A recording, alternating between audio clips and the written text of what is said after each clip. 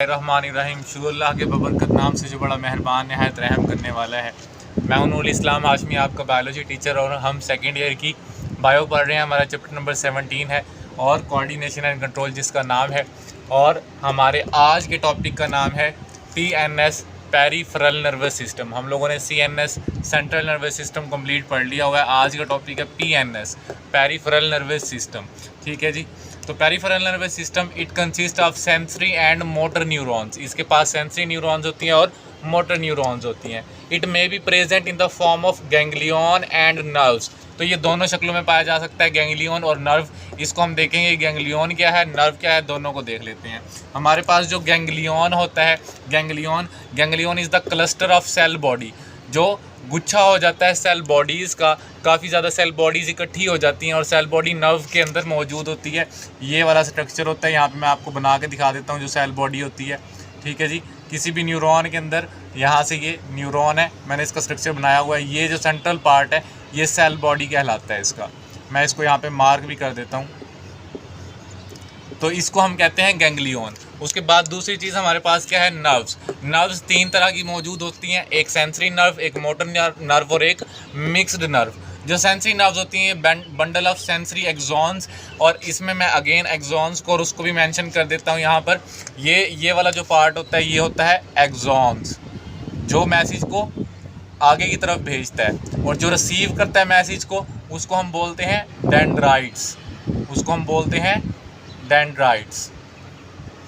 तो ये जो हमारे पास सेंसरी नर्व है ये बंडल ऑफ सेंसरी एक्सॉन्स है। तो ये एक्सॉन्स का बंडल है और ये रिसेप्टर से CNS की तरफ मैसेज भेजता है। ये R रिप्रेजेंट करता है हमारे पास रिसेप्टर को, जिसने मैसेज को रिसीव करना है, और CNS सेंट्रल नर्वस सिस्टम को। और नेक्स्ट हमारे पास मोटर न्यूरॉन, ये बंडल ऑफ मोटर एक्सॉन्स का है, और ये CNS से सेंट्रल नर्वस सिस्टम से इफेक्टर की तरफ, E से इफेक्टर, जिसने रिस्पांस जनरेट करवाना होता है, तो ये सेंट्रल नर्वस सिस्टम से इफेक्टर की तरफ मैसेज भेजता है। जबकि जो मिक्स्ड नर्व होती हैं हमारे पास, मिक्स्ड नर्व्स, ये bundle of matter and sensory axons दोनों का होता है। ये रिसेप्टर से मैसेज भेजती है हमारे पास सेंट्रल नर्वस सिस्टम को, और सेंट्रल नर्वस सिस्टम से मैसेज जाता है इफेक्टर के पास। उसके बाद टाइप ऑफ नर्व्स जो कि in the form of links मौजूद होती हैं, उसको देख लेते हैं। हमारे पास कौन कौन सी हैं। एक क्रैनियल नर्व होती है, एक स्पैनियल नर्व होती है। एक क्रैनियल नर्व होती है, स्पैनियल नर्व होती है। Cranial nerve arise from the brain. तो क्रैनियम कहते भी किसको है, हमारे स्कल को, जो हमारा खोपड़ा, हमारा जो दिमाग का हिस्सा होता है, स्कल होता है, उसको क्रैनियम कहते हैं। तो वहाँ से निकला हुआ क्रैनियल, तो इसलिए ये क्या है, arise from the brain, brain से निकलती है। 12 पेयर्स होते हैं इसके क्रैनियल नर्व के। ठीक है जी। सेंसरी नर्व भी इसके अंदर मौजूद होती हैं, मोटर नर्व भी और मिक्स्ड नर्व भी, तीनों तरह की इसके अंदर मौजूद होती हैं। उसके बाद नेक्स्ट है हमारे पास स्पाइनल नर्व्स। ये rise from the spinal cord, ये नाम से ही पता चल रहा है स्पैनियल है, तो यहाँ पर स्पाइनल कॉर्ड से निकलती हैं, और ये 31 पेयर्स होते हैं स्पाइनल कॉर्ड के अंदर से, और ये सिर्फ मिक्स नर्व्स होती हैं। यहाँ पर सेंसरी और मोटर नर्व मौजूद नहीं होती। ये कुल मिला के टोटल जो है 43 पेयर्स बन जाते हैं, और 43 को हम डबल कर लें, पेयर कहते हैं जोड़े को, और सिंगल करेंगे MCQs बन सकते हैं, तो 86 नर्व्स मौजूद होती हैं। अब हम डिटेल से देख लेते हैं PNS को, पेरिफेरल नर्वस सिस्टम को। इसकी दो टाइप्स हैं, एक सोमैटिक नर्वस सिस्टम है जिसको SNS लिखा जाता है, एक ऑटोनॉमिक नर्वस सिस्टम है जिसको ANS लिखा जाता है। हमारे पास जो SNS है उसको देखते हैं कंट्रोल ऑफ वॉलेंट्री मूवमेंट। जितनी भी वॉलेंट्री मूवमेंट है उसको कंट्रोल कौन करता है, हमारा सोमैटिक नर्वस सिस्टम कंट्रोल करता है। ठीक है जी। वॉलेंट्री मूवमेंट्स को ये कंट्रोल करता है, यानी कि जो हमारे काबू में हो। ठीक है जी। जैसे कि कॉन्शियस कंट्रोल भी, कॉन्शियस मतलब अपनी सोच समझ के ज़रिए से हम उसको कंट्रोल कर सकते हैं। ठीक है। उसके बाद SNS connects with the muscle skeleton and skin. तो इसका राब्ता किसके साथ होता है, हमारे मसल्स के साथ, यानी हम अपने मसल्स को इजाज़त देंगे तो वो मूव करेंगे, अपने स्केलेटन को इजाज़त देंगे तो मूव करेंगे, क्योंकि हम कंट्रोल करते हैं अपने कॉन्शियस के ज़रिए। और स्किन की भी मूवमेंट किसके अंदर होती है, हमारे पास somatic nervous system. Autonomic nervous system की बात करें तो ये कंट्रोल ऑफ इनवॉलेंट्री मूवमेंट, जितनी भी इनवॉलेंट्री जो हमारे बेकाबू हैं, हमारे अंदर कंट्रोल में नहीं है। ठीक है जी। जैसे मिसाल के तौर पर जब आप खाना खाते हैं, निवाला मुंह से आगे चला जाए, जब हमारे पास ट्रैकिया तक पहुंच जाता है, वो फेरिंग्स तक पहुंच जाता है, तो वो हमारे कंट्रोल में नहीं रहता, वो ऑटोमेटिकली खुद ही हमारे पास small intestine, large intestine, stomach, ये सारे पैथ खुद पास करते हैं। तो वो इनवॉलेंट्री मूवमेंट है, हमारे कंट्रोल में नहीं है। ठीक है जी। कुछ लोगों की ज़बान भी कंट्रोल में नहीं होती है, वो वैसे वॉलेंट्री है लेकिन ठीक है, वैसे एग्जांपल दे रहा था। तो ये अनकॉन्शियस कंट्रोल होता है, मतलब भैया हमारी समझ से बाहर होता है। ANS connects with the visceral organs, ये विसरल ऑर्गन के साथ जुड़ा हुआ होता है, जैसे कि हार्ट बीट, हमारा दिल, हम उसको कंट्रोल नहीं कर सकते। किडनी की मूवमेंट जो भी है, फिल्ट्रेशन का काम है। लंग्स जो हम ब्रीदिंग का काम करवाता है, तो इसको हम कंट्रोल नहीं कर सकते, उसको कंट्रोल करता है autonomic nervous system. ANS divided into 2 system by motor neuron, तो ये 2 मजीद सिस्टम में जुड़ा होता है, किसके साथ बना होता है? मोटर न्यूरॉन्स के साथ। आइए देख लेते हैं।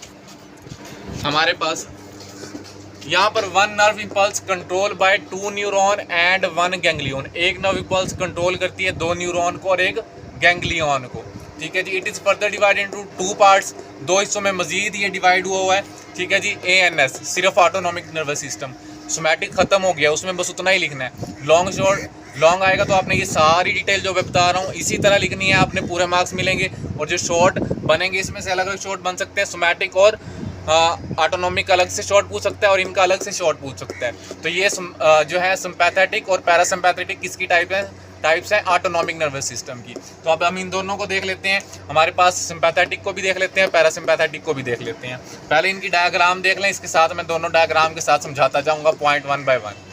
तो ganglion present near to the spinal cord, ये हमारे पास स्पाइनल कॉर्ड है, ये डार्क ब्लू में, और ये गैंग्लियन है ये वाला, तो ये नियर प्रेजेंट होता है, स्पाइनल कॉर्ड के नज़दीक मौजूद होता है। जबकि इसके गैंग्लियन की बात करें, present near to the visceral organs, तो ये दूर है स्पाइनल कॉर्ड से, जबकि प्रेजेंट यहाँ पर विसरल ऑर्गन्स होंगे, हार्ट होगा, किडनी होगी, जो चीज़ें होंगी उसके नज़दीक मौजूद है गैंग्लियन। दूसरा point, ganglion arise from the middle portion of spinal cord, तो ये इसके सेंटर से, ये देखें जी, ये पूरी एक स्पाइनल कॉर्ड है, इसके सेंटर से निकल रहा है गैंग्लियन, तो सेंट्रल पार्ट से। जबकि पैरासिम्पैथेटिक के अंदर ganglion arise from the bottom of spinal cord, तो ये सेंटर पार्ट से नहीं है बल्कि नीचे से शुरू हो रहा है और यहाँ से राइज होता है।